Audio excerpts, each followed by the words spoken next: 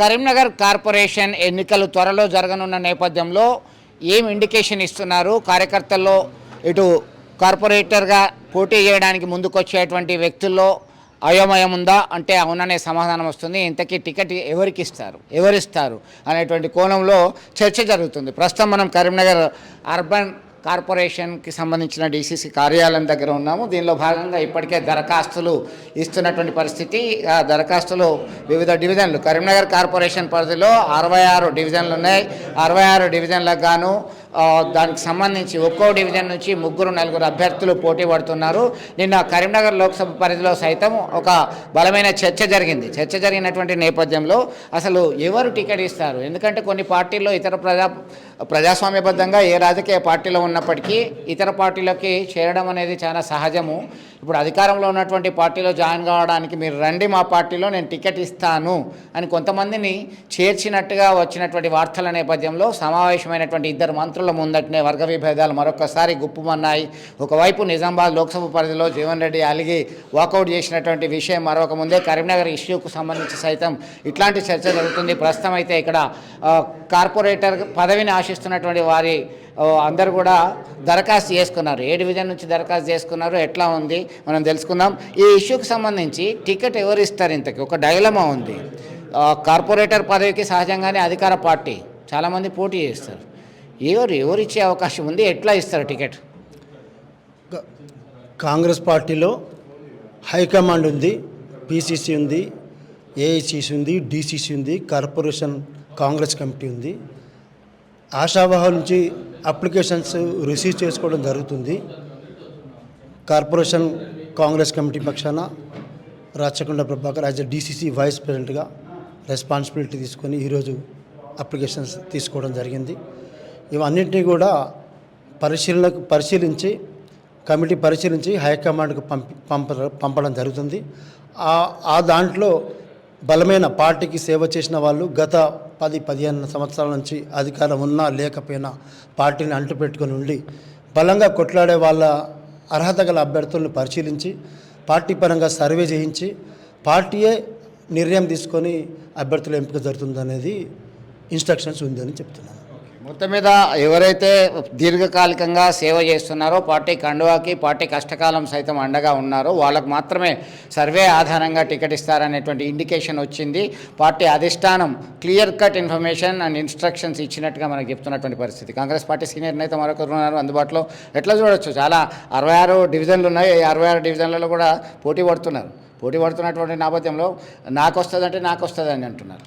నా పేరు ముస్తాక్ అహ్మద్, సీనియర్ కాంగ్రెస్ సేవాదల్ ఉమ్మడి జిల్లా అధ్యక్షుడిగా పనిచేశాను.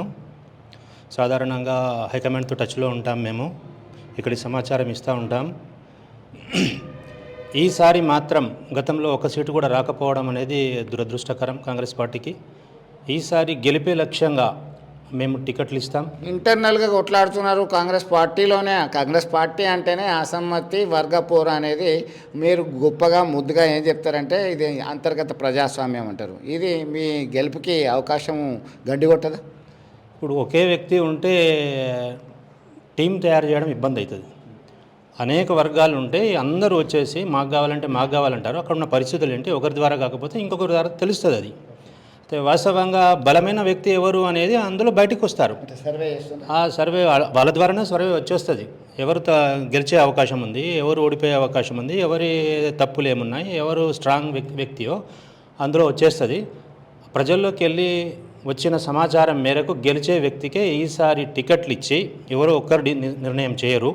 ఎంతమంది అయితే మేము ఇవాళ మేయర్గా గెలిపిస్తాం, మనకే అధికారం వస్తుందని ముందుకొచ్చి పనిచేస్తూ ఉన్నారో, ఈ సిటీ అధ్యక్షులు కానివ్వండి, తర్వాత వెల్చల రాజేంద్రరావు గారు కానివ్వండి, అందరూ మా బాధ్యత అని పనిచేస్తూ ఉన్నారో వాళ్ళు మాత్రమే కాకుండా బయట నుంచి తీసుకునే సమాచారం కూడా అత్యంత ముఖ్యమైనది. సీనియర్లం మాకు టికెట్ ఇవ్వాలి అని ఎంతమంది అయితే అడుగుతూ ఉన్నారో తప్పకుండా వాళ్ళ పేరు కూడా ఇందులో ఉంటుంది. కానీ గెలిస్తే మాత్రమే టికెట్ గెలిచే అవకాశం ఉంటేనే వస్తుంది. అందుకోసం వాళ్ళు ప్రయత్నం చేసుకోవాలి. ఇప్పుడు డబ్బులు కూడా చాలా ముఖ్య ప్రాధాన్యత ఉంది. డబ్బులకి లేదు అనే పరిస్థితి లేదు. అందరినీ కలుపుకొని ఎవరు గెలుస్తారో వాళ్ళకి టికెట్ వస్తుంది. ఎవ్వరు బాధపడాల్సిన అవసరం లేదు. ఆ దిశగానే అడుగులు పడుతున్నాయి. ఏ మాత్రం తప్పుడు అడుగు పడతలేదు. ఎవ్వరు బాధపడాల్సిన అవసరం లేదు. అధికారం మాకు లేదు, మమ్మల్ని అడగకుండా పని చేస్తలేరు అని కొంతమంది చెప్తున్నారు. అది వాస్తవం కాదు. ఫలితం తర్వాత లాస్ట్కి వస్తుంది, అప్పుడు అందరు చూడొచ్చు. మేము గెలుస్తున్నాం, మేయర్ మేమే గెలుస్తాం. ఇక ఖచ్చితంగా గత మున్సిపల్ ఎన్నికల్లో 0 స్థాయి. అసలు కార్పొరేటర్ 60 డివిజన్లు ఉంటే 60లో ఒక్కటి గెలవలేదు. అయితే ఈ దఫా మాత్రము ఖచ్చితంగా ఇంటర్నల్గా ఖచ్చితమైన సర్వే చేస్తాం, గెలుపు గుర్రాలకే టికెట్ ఇస్తామని చెప్పేసి అధిష్టానం చెప్పింది. ఒక జిల్లా కాంగ్రెస్ కమిటీ అధ్యక్షులు, లేక కరీంనగర్ కాన్స్టిట్యుయెన్సీ ఇన్ఛార్జ్, లేదా అర్బన్ సిటీ కాంగ్రెస్కి సంబంధించిన ప్రెసిడెంటో కాకుండా ఒక సమిష్టి నిర్ణయంతో సర్వే ఆధారంగానే తీసుకుంటా అంటున్నారు. ఒక అభ్యర్థి ఉన్నారు, దరఖాస్తు చేసుకున్నారు. మీరు మీ పేరేంటి, ఏ డివిజన్ నుంచి దరఖాస్తు చేసుకున్నారు, మీరు ఏమి ఆశిస్తున్నారు? పులాస వాసు 41 డివిజన్కి నేను దరఖాస్తు తీసుకొచ్చినాను. 100% కాంగ్రెస్ పార్టీ ప్రతి ఒక్క కార్యకర్త కూడా అండదండ ధైర్యం ఇచ్చేసి ప్రతి ఒక్కరిని కూడా నారాజ్ చేయకుండా అందరికీ కూడా అవకాశం కల్పిస్తుంది. మేయర్ స్థానం కూడా 100% మాదే ఉంటుంది. అంటే మీకు కాంగ్రెస్ పార్టీ 41 డివిజన్ నుంచి మీకు టికెట్ ఎందుకు ఇవ్వాలని కాంగ్రెస్ వాళ్ళు అడిగితే మీరేం చెప్తారు? ఇన్నేళ్ళ పనిచేయబట్టి దాదాపుగా 20 ఏళ్ళ నుంచి 25 ఏళ్ళు పనిచేస్తున్నాం. 25 ఏళ్ళకి వెళ్ళి కాంగ్రెస్ పార్టీని నమ్ముకొని ఉన్నాం. కాంగ్రెస్ పార్టీ ప్రతి ఒక్క కార్యకర్త కూడా అండదండ ఉండదని చెప్పి నేను మనస్ఫూర్తిగా అంటే కాంగ్రెస్ ఒక అధిష్టానం సైతం నిర్ణయం తీసుకుంది నిన్న జరిగినటువంటి సమావేశంలో. చాలామంది దరఖాస్తు చేసుకుంటారు. ఇది రైట్, పొలిటికల్ రైట్, రాజకీయ హక్కులో భాగంగా పోటీ చేసే హక్కు ఉంటుంది. కాబట్టి మేము సర్వే ఆధారంగా టికెట్లు ఇస్తామని అంటున్నారు. మీరు ఎట్లా చూస్తారు? ఖచ్చితంగా ఎవరు కానీ గెలవని వాళ్ళకు కూడా అండదండలు ఇచ్చి గెలిపించే ప్రయత్నమే ఇస్తుంది కాంగ్రెస్ పార్టీ. ప్రతి ఒక్కరి లోపల కూడా ధైర్యం ఉన్నది. మేము గెలుస్తాం, మేము సాధించుకుంటాం అనన్న ధైర్యం ప్రతి ఒక్కరి లోపల నిలిచిపోయింది. ఇంకా దానివల్ల మొత్తం మీద మంత్రుల సమక్షంలో వర్గ పోరు అనేది ఒక్కసారిగా గుప్పు మన్నప్పటికీ కరీంనగర్ కార్పొరేషన్కి సంబంధించి, అలాగే ఇతర ప్రాంతాలకు సంబంధించి ఏది ఉన్నా, ఏ సమస్య ఉన్నా ఎవరికి వారు టికెట్లు ఇస్తామని ప్రకటించడం సరి అయింది కాదు. ఖచ్చితంగా ఒక సమిష్టి నిర్ణయం ఆధారంగా సర్వే చేసిన తర్వాత ఆస్పిరెంట్స్ చాలామంది ఉంటారు. 66 టికెట్లు మాత్రమే, బీఫామ్స్ మాత్రమే అధికారికంగా ఇచ్చే అవకాశం కాంగ్రెస్ పార్టీ కాదు, ఏ పార్టీలోనైనా ఉంటుంది. కాబట్టి ఖచ్చితంగా సర్వే ఆధారంగా టికెట్లు ఇస్తాం, గెలుపు గుర్రాలకి టికెట్లు ఇచ్చి గెలిపించుకుంటాం, ఈసారి సత్తా చాటుతాం అనేటువంటి ప్లాన్తో ముందుకెళ్తున్నటువంటి పరిస్థితి మనం గమనించవచ్చు. చూద్దాము, లెట్స్ వెయిట్ అండ్ సీ. ఎన్నికల తర్వాత ఏ పార్టీకి ఎన్ని వస్తాయి, ఎవరు అధికారంలోకి వచ్చారు అనేటువంటిది వేచి చూడాల్సిందే. వీడియో జర్నలిస్ట్ సుమంత్తో కలిసి చంద్రశేఖర్, RTV, కరీంనగర్ నుండి. చరిత్ర సృష్టించినోడు ఇప్పుడు ఆ చరిత్రని తిరగరాయబోతున్నాడు.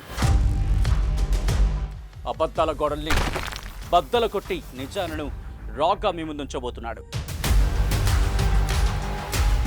నిజమైన వార్తల కోసం వెంటనే డౌన్లోడ్ చేసుకోండి రా యాప్ని.